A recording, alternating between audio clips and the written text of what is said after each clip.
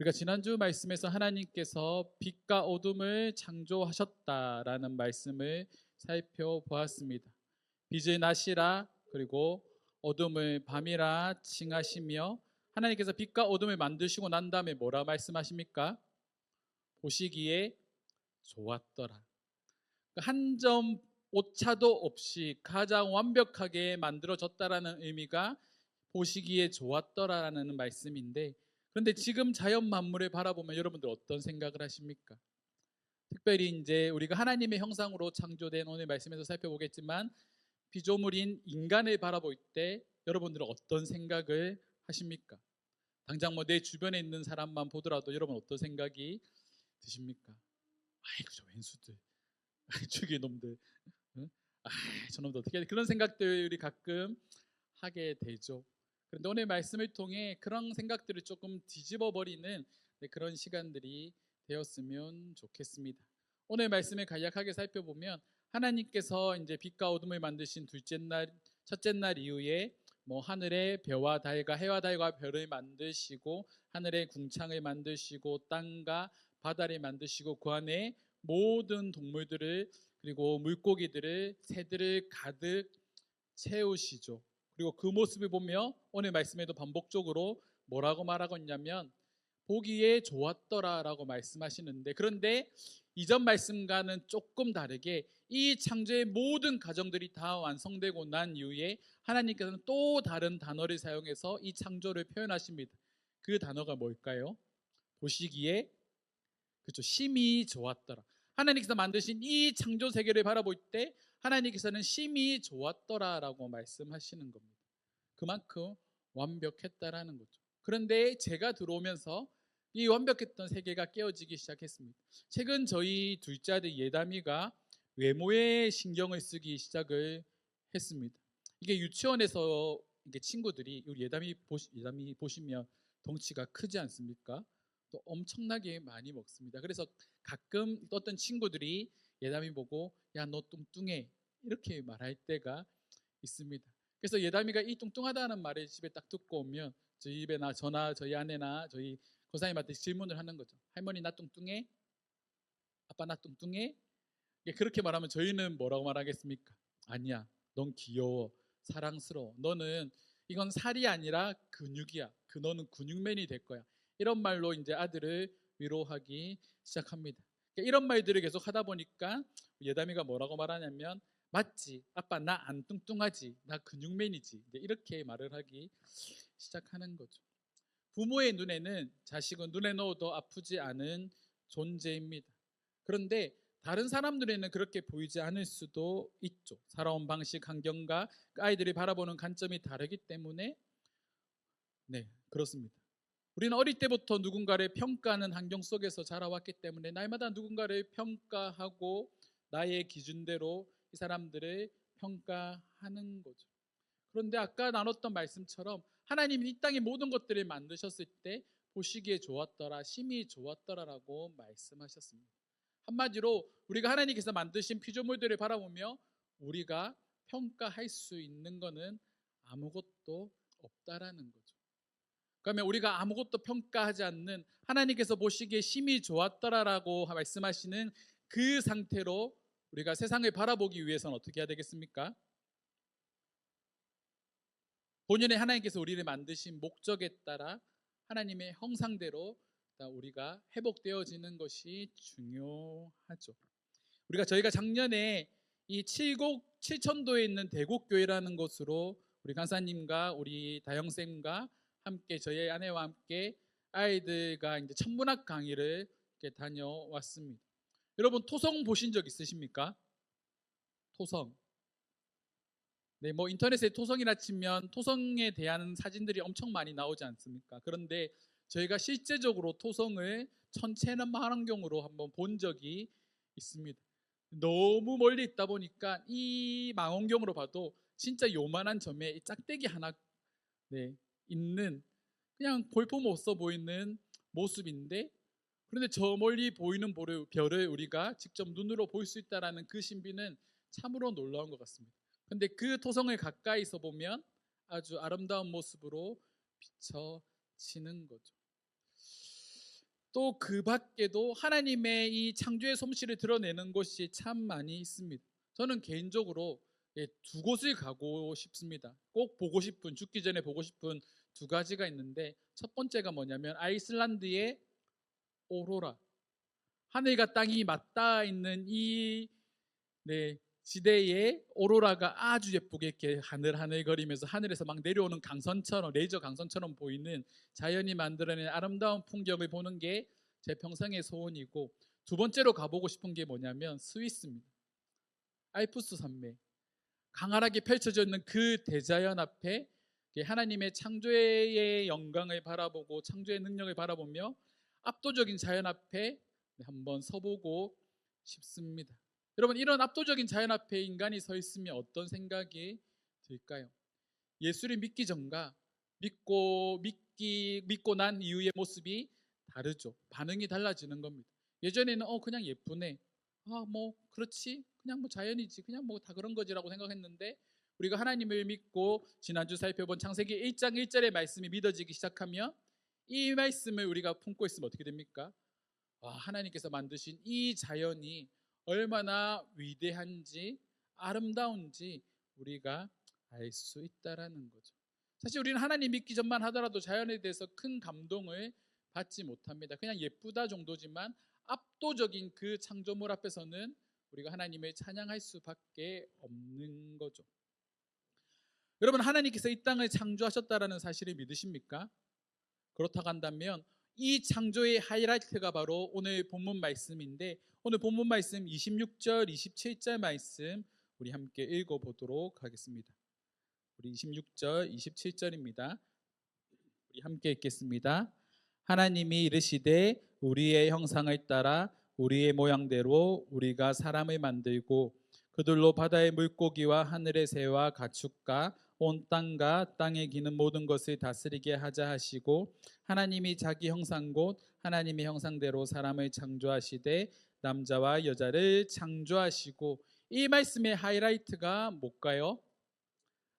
하나님이 누구의 형상을 따라? 우리의 형상을 따라, 삼위일체 하나님의 형상을 따라 사람을 만들었다라고 말을 하고 있습니다. 그리고 이 사람을 만들고 난 다음에 뭐라고 말씀하십니까? 바다의 물고기, 새와 가축, 온 땅에 기는 모든 것을 다스리라라고 말씀하는 거죠. 하나님의 형상으로 창조된 인간을 통해 하나님이 이 땅을 다스리라고 하는데, 이 다스리라는 뜻이 뭘까요? 우리가 다른 말씀을 볼 때 종복하고 다스리라 이렇게 보는데, 종복은 말 그대로 파괴하거나 빼앗거나라는 그런 의미도 사실 포함되어 있는 단어인데, 전체적인 문맥에서 이 말씀을 살펴봤을 때 이 말씀이 뭘 말하고 있냐면 보존하고 다스리라는 의미입니다. 이 자연을 보존하고 우리가 이 자연을 섬김으로 잘 다스리라, 깨끗하게 다스리라는 의미가 포함되어 있는 거죠. 그러면 자연뿐만이 아니라 우리에게 맡겨진, 예수를 믿는 우리에게 맡겨진 또 다른 사명이 있죠. 그게 뭐겠습니까? 환경을 깨끗하게 하는 것뿐만이 아니라 우리에게 맡겨진, 먼저 부르심을 받은 우리에게 맡겨진 사명이 무엇일까요? 우리가 다스리고 정복해야 되는 대상이 있다라는 거죠. 그 대상이 누굽니까?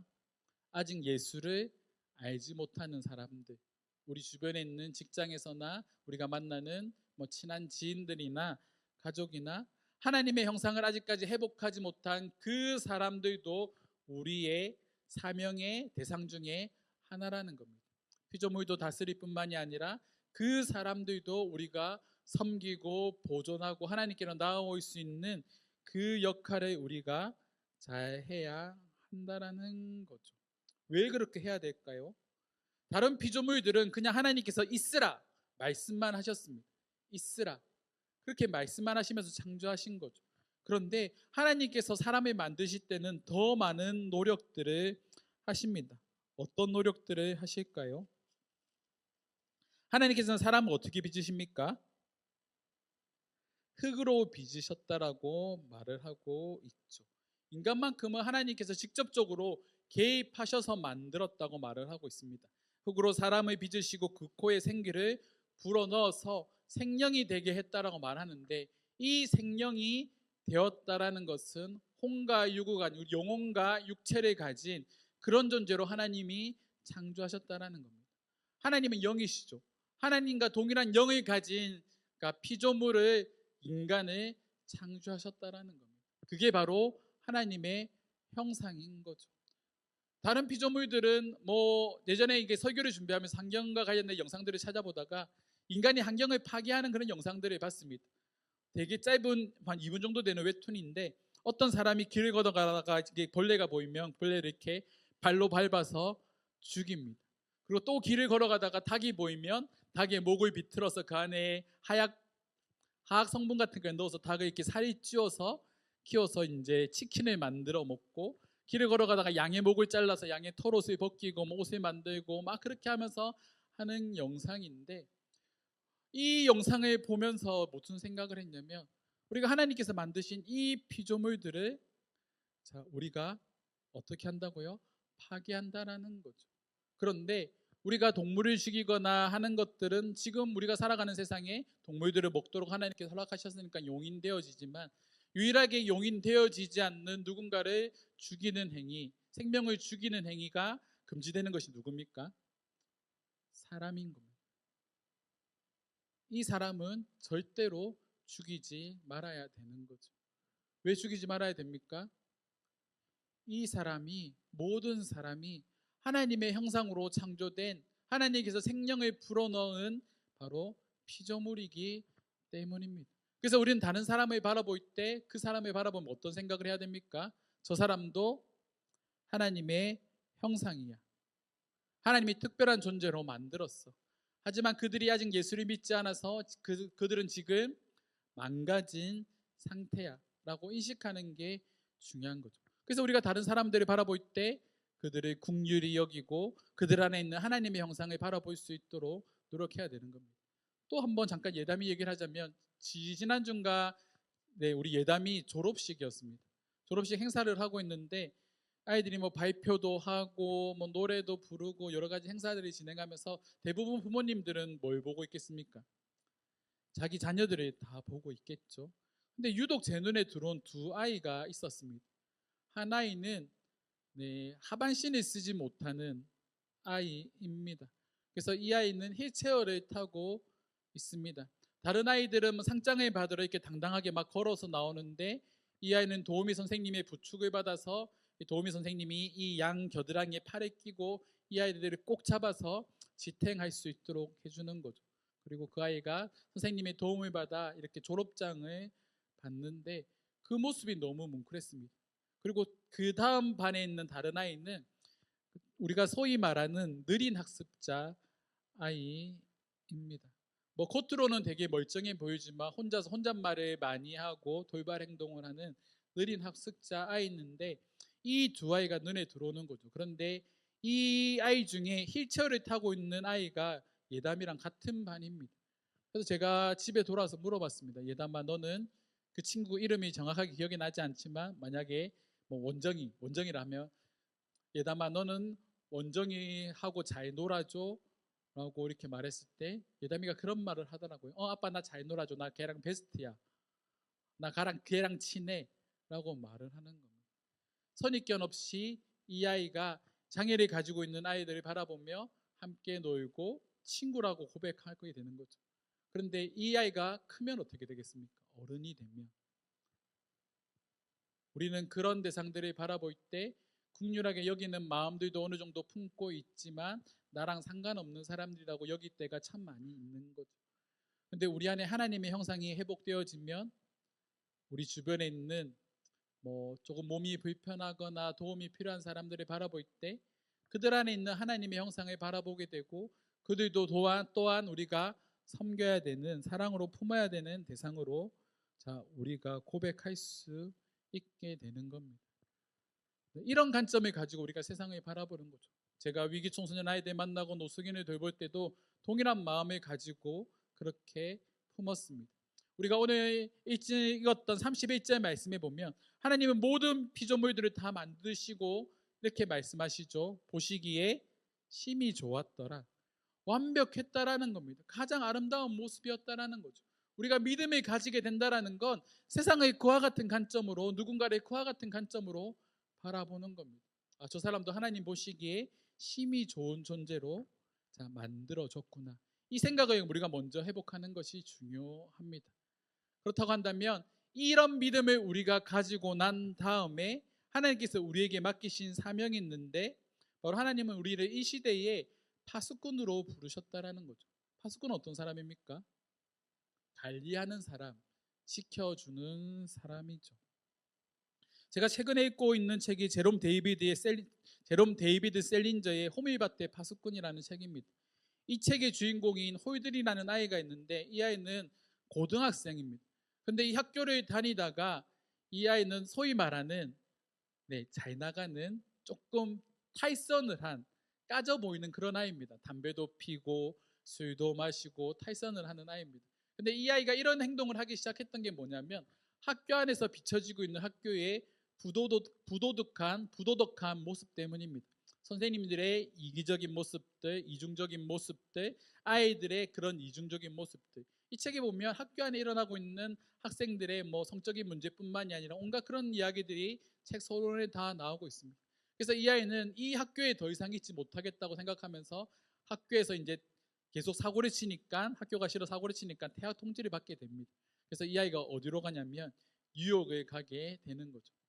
근데 이 아이가 학교라는 틀을 벗어나서 뉴욕이라는 세상에 나왔는데, 이 세상에서 비춰진, 이 아이 눈에 비춰진 세상은 학교보다 더 악한 곳이었다라는 겁니다. 어른들이 누군가를 속이고 거짓말을 하면서 자신들의 부당한 이익들을 취하고, 그런 삶을 보면서 그런 어른들의 위선과 실증을 느끼고, 이 홀든이 이 어른들에 대해 세상에 대한 회의감을 이렇게 막 누리기 시작하며 점점 정신적으로 피폐해지기 시작을 합니다.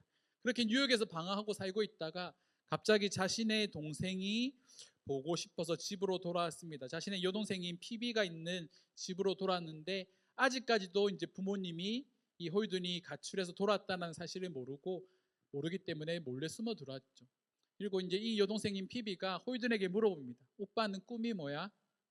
오빠는 뭘 할 때 가장 행복해? 라고 말했을 때, 이 홀든이 뭐라고 말하냐면, 나는 넓은 호밀밭에서 아이들이 자유롭게 뛰어놀 때 낭떠러지 근처에 서 있고 싶어. 아이들이 놀이에 열중해 낭떠러지로 떨어질 것 같으면 재빨리 붙잡아주는 호밀밭의 파수꾼이 될 거야 라고 말을 합니다. 아이들이 낭떠러지에 떨어지는 것을 방지해주는, 막아주는 호밀밭의 파수꾼이 될 거야. 그래서 이 책의 제목이 호밀밭의 파수꾼입니다. 결국은 책의 이제 결말에 가게 되면 이 홀든은 결국은 정신병원에 이렇게 입원을 하게 됩니다. 정신병원에 입원돼서 이제 치료를 받는데, 이 어느 정도 치료를 받고 조금 괜찮아질 때 자신의 여동생인 피비를 데리고 이렇게 놀이동산에 갑니다. 놀이동산에서 여동생이 해적목마를 타고 있는데, 이 홀든은 벤치에 앉아서 이 아이를 보고 있는 거죠.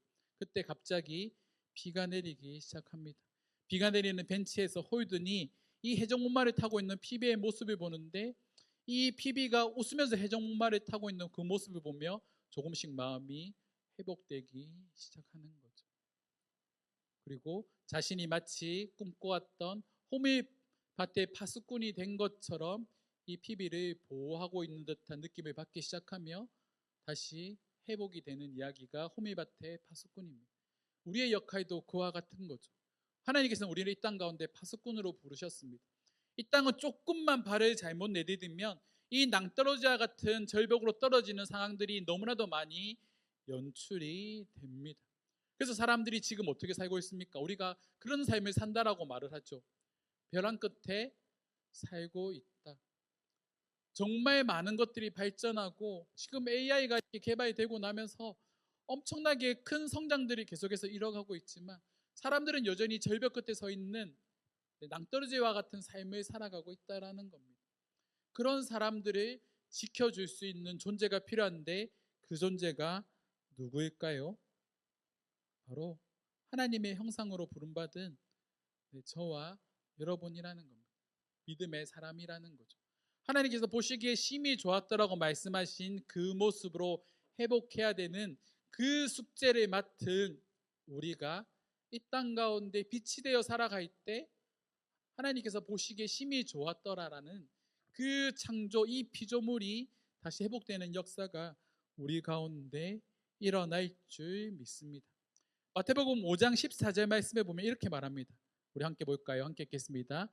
너희는 세상의 빛이라 산 위에 있는 동네가 숨기지 못할 것이요. 산 위에 있는 동네가 숨기지 못할 것이다. 뭐를 숨길 수 없는가요? 빛을 숨길 수 없다라는 겁니다.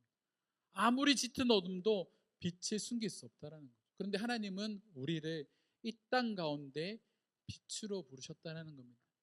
창조의 첫째 날 하나님께서 이 흑암과 공허가 가득한 이 땅에 빛을 만드셔서 세상을 밝게 비췄던 것처럼 1장에서 살펴봤던 내용대로 하나님께서 어떻게 하십니까? 운행하신다. 운행하신다는 뜻이 뭐라고요? 날개를 펼쳐서 덮고 있다. 새로운 생명을 부여하는 행위인 거죠. 우리가 이 땅을 품고 살아갈 때 다시 한번 이 땅에 회복의 역사가 일어나고 또한 이 땅에 다시 한 번 더 하나님의 이름이 전파되고 선포되는 놀라운 역사가 우리 가운데 일어날 줄 믿습니다. 우리가 2026년에는 그래서 그와 같은 삶을 좀 살았으면 좋겠습니다. 제가 이번 주에 한 주 동안 이게 그냥 우리 경남 선교사님이 사역하고 있는 캄보디아 영상을 보다가 이 시골 마을에 등을 설치하는 영상을 봤습니다. 이거 제가 진짜 여러 번 봤거든요. 최근에 올라온 영상인데 이 영상을 보다가 마음에 감동이 왔습니다. 그래서 이 영상을 보고 제가 한 주 동안 펀딩을 하기 시작을 했습니다. 그래서 지금까지 모아진 돈이 92만 원입니다. 이틀 만에 거의 100만 원 정도가 이렇게 모아졌고 지금도 이제 주변 교회 아시는 목사님이나 사모님들이 이 영상을 계속해서 이렇게 공유하고 있습니다. 이 사역들을 우리가 잠깐 한번 보겠습니다.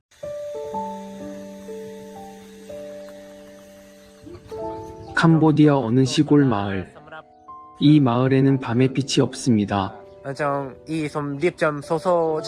오늘의 이 영상이 어두운 길을 밝히는 빛처럼 뜨람클라 마을 사람들의 삶에도 작은 밝은 소식이 되기를 바랍니다. Kena tapan ta, peraban. Lekru sai ma cho, prak. Ba sek prak mau. Tak nang mong tak na pukul. Ba muk. Iya bu. Wow, aku cerah. Chụp nhóm hay nè, xong chui tắt solarសម្រាប់프로젝트 트럼 클럽. phải chụp cái 외국인이라는 이유만으로 기뻐하는 아이들을 보며 누군가에겐 평범한 것이 누군가에겐 특별함이 될 수 있음을 느낍니다.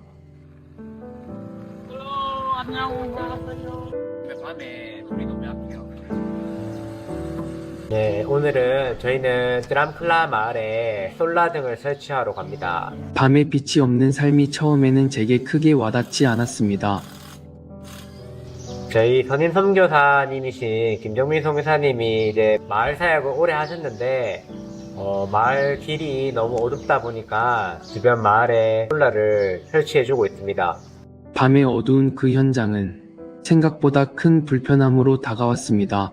그뿐만 아니라 제가 당연하게 누려왔던 것이 결여된 이곳에서 사람들의 마음에도 어둠이 자리하고 있음을 느꼈습니다.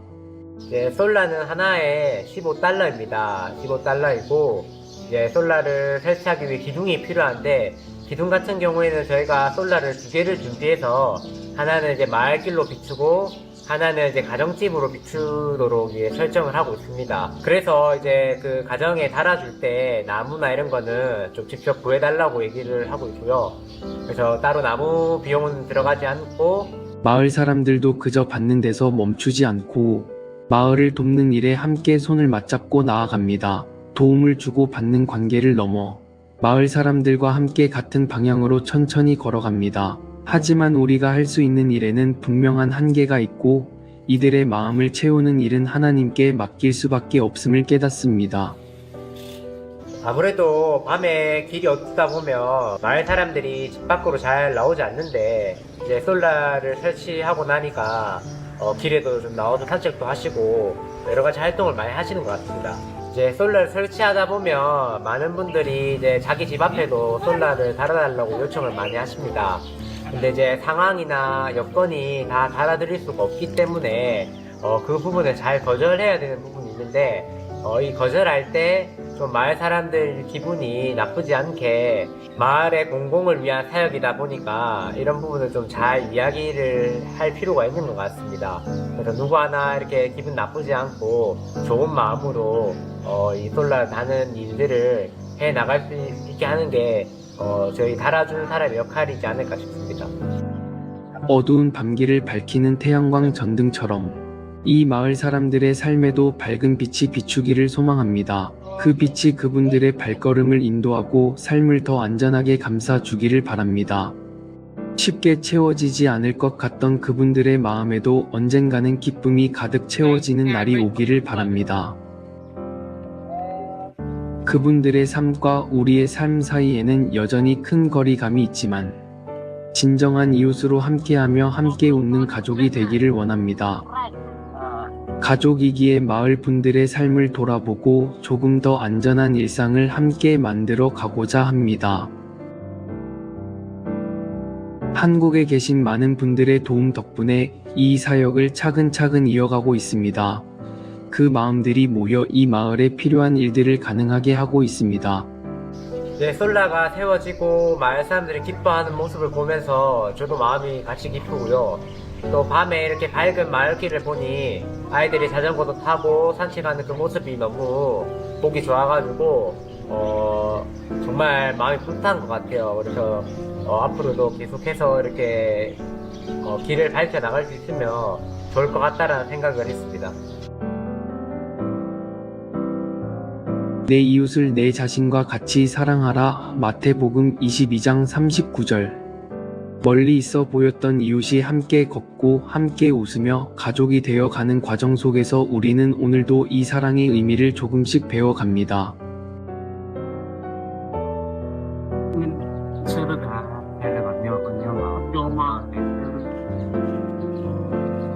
이곳에서 놀라웠던 것은 넉넉하지 않은 삶 속에서도 더 어려운 이웃을 돕고 싶다고 이야기하는 사람들이 있다는 것입니다. 모든 집에 태양광 전등을 설치할 수 없는 상황에서 공동마당을 사용하는 한 가정이 전등을 세우기 위해 자신의 집 뼈대가 되는 나무를 내어주었습니다. 집에 있는 뼈대를 해야죠.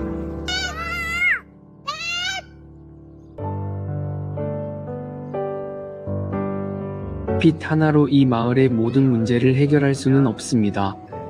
하지만 누군가를 위해 자신의 것을 내어놓을 수 있는 마음이 있다면 그곳에는 이미 빛이 켜져 있다고 믿습니다. 오늘 이 마을에 세워진 태양광 전등은 길만 비추는 것이 아니라 서로를 향해 내미는 마음을 조용히 드러내고 있습니다. 그 빛이 이어져 이웃이 이웃을 비추는 작은 시작이 되기를 바랍니다. 우리가 세운 것은 전등이지만 이 마을이 보여준 것은 이미 빛 가운데 살아가는 사람들의 모습이었습니다. 영상을 끝까지 시청해 주셔서 감사합니다. 다음에 또 새로운 소식으로 찾아뵙겠습니다.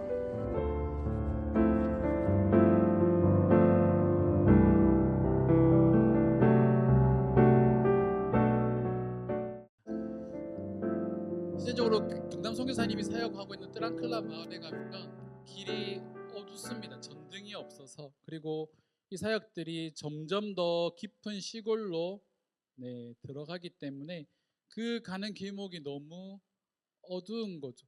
그래서 그 길을 밝혀주는 사역을 하고 있는데, 그래서 제가 올해 이번 주 동안 한 게 이겁니다.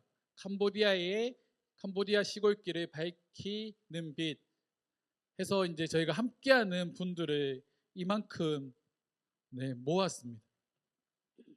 뭐 저기 보면 스페이스음도 있고 이음 사회적 협동조합, 비손 다문화 신앙연구소, 소리나무 낭만 태권도 당리에 있는 김상덕 청년 있고, 요 밑에 노브랜드 버거 명지점도 있고, 뭐 한솔 기업, 그리고 뭐 보물상자, 탑에두 영어 명지에 있는, 그리고 함께 같이 저희 레크레이션 해주러 왔던 선생님 있지 않습니까?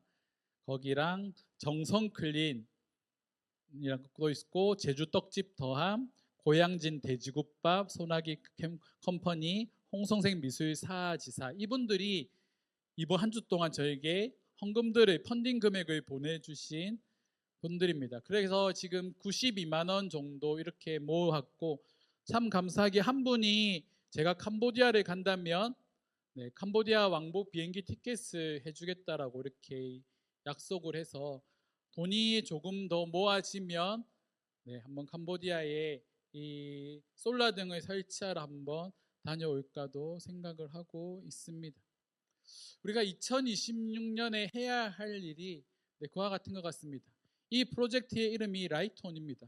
빛을 비춘다, 빛을 킨다라는 그런 뜻인데 우리가 세상 가운데 하나님께서 부르신 파수꾼이 되어 이 세상을 그리스도의 빛으로 밝게 비추는 저와 여러분들의 삶이 되었으면 좋겠습니다. 그래서 여러분들도 기도 많이 해주시고 우리가 교회는 작지만 이런 세상을 밝게 비추는 일들에 우리가 더욱더 크게 쓰임받는 그런 이음교회가 되기를 주님의 이름으로 축원합니다.